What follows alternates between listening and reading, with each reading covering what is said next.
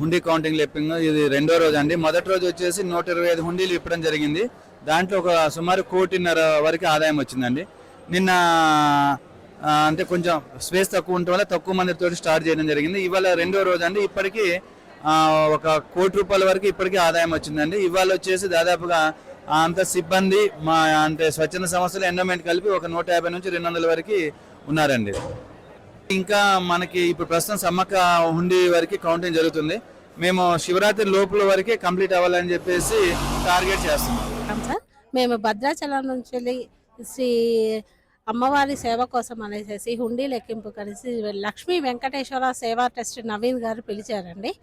మా టీం మొత్తం ఒక 15 మెంబర్స్ కలిసి భద్రాచలం నుంచి ఇక్కడ అమ్మవారి సమ్మక్క సారాలమ్మ హుండీ కౌంటింగ్ కోసం అనేసి మేమంతా కూడా వచ్చామండి. ఇక్కడ చాలా సౌకర్యాలంతా చాలా బాగున్నాయి. ఉదయం టిఫిన్, మధ్యాహ్నం భోజనం అన్ని సౌకర్యాలు చాలా బాగున్నాయండి. అమ్మవారి సారు ఈవో సార్ కూడా మాకు చక్కగా సహకరించేసేసి మీ అందరు కూడా చాలా చక్కగా సేవ చేస్తున్నారని లోపలికి ఆల్రెడీ ఒక 150-200 మెంబర్స్ తీసుకున్నారు సార్. ఇంకా మిగతా వాళ్ళని కూడా అక్కడ ప్లేస్ లేదని చెప్పి ఆపారే తప్ప వేరే కన్స్ట్రక్షన్ ఏమీ లేదు. ప్లేస్ అయిపోగానే నెక్స్ట్ టైం కూడా వీళ్ళందరినీ కూడా తీసుకుంటారండి. మేము భద్రాచలం నుంచి వచ్చాం. జై శ్రీరామ్. నా పేరు సంపూర్ణ. అమ్మవారి దగ్గర సేవ చేసుకునే అవకాశం నాకు మొదటిసారిగా దక్కింది. ఇక్కడ రావటం చాలా ఆనందంగా ఆహ్లాదంగా అనిపిస్తుంది. ఈ సేవ దొరకటం భగవంతుడి కృప మా మీద కలిగింది అన్నట్టుగా భావిస్తున్నాను.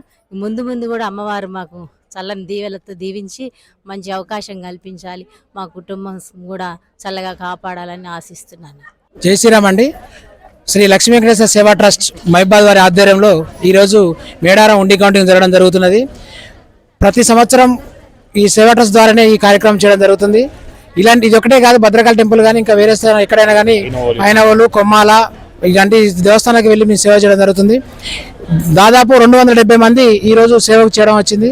ఇక్కడ సౌకర్యాలు చాలా మంచిగా ఉన్నాయి. అందరూ సహకారాలతో ఈరోజు హుండీ కౌంటింగ్ జరగడం జరుగుతుంది. ఇప్పుడు కొంతమందికి అవకాశం లేక కూడా కొంతమంది బయట నిలబడడం జరిగింది.